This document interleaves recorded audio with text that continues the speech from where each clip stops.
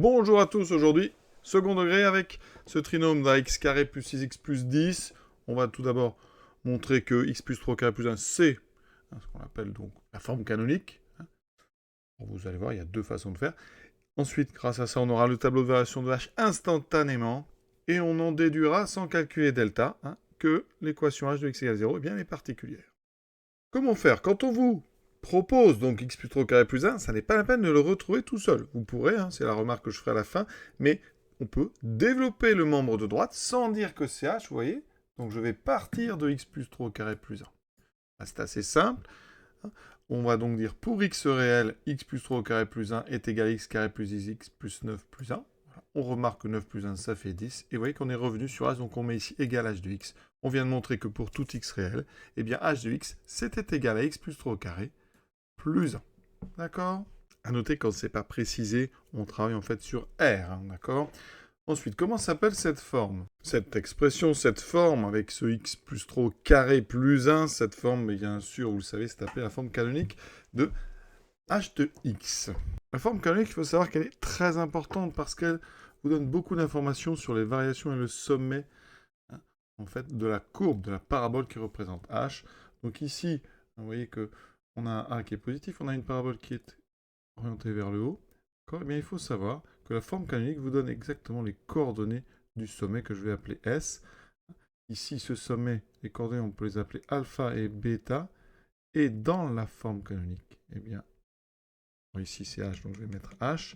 On a h de x qui est égal à a fois x moins alpha au carré plus bêta. Donc vous allez voir que dans la question 2, on va directement utiliser le x plus 3 au carré plus 1 pour donner en fait dans le tableau l'extrême 1. Pour ceux qui préfèrent, vous auriez pu aussi, pour trouver la forme canonique, partir de h, de x carré plus 6x plus 10, et par la méthode de complétion du carré, dire que c'était x plus 3 au carré moins 9, et moins 9 plus 10, ça faisait plus 1, on retrouvait directement la forme. Donc vous aurez vraiment le choix, mais souvent en première, on donne la forme canonique pour éviter que les élèves soient bloqués, parce qu'avec la forme canonique, on va faire plein de choses, d'accord?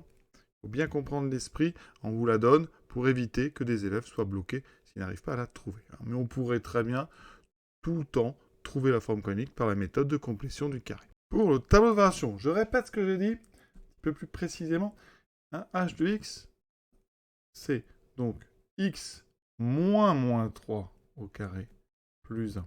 Ça veut dire qu'ici, si je connais bien mon cours, eh bien, le alpha, ici, vaut moins 3 et le bêta vaut 1.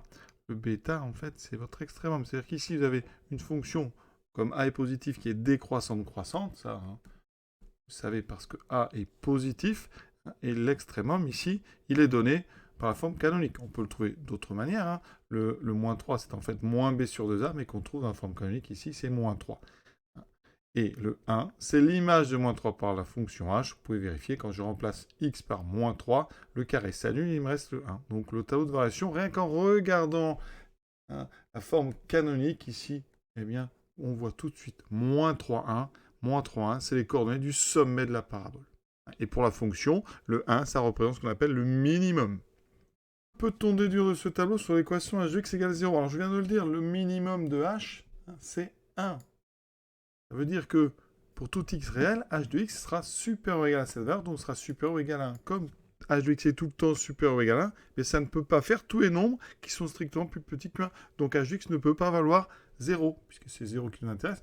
On aurait pu aussi dire que h de x ne peut pas faire moins 2, ne peut pas faire moins 3, etc. Tous les nombres strictement plus petits que 1 ne seront pas atteints par votre fonction h. Donc 0 n'a pas d'antécédent, parce qu'un minimum strictement positif indique que la fonction ne peut s'annuler. D'accord? C'est que graphiquement, votre parabole est trop haute pour aller couper l'axe horizontal. Donc l'équation h de x égale 0 n'a pas de solution réelle.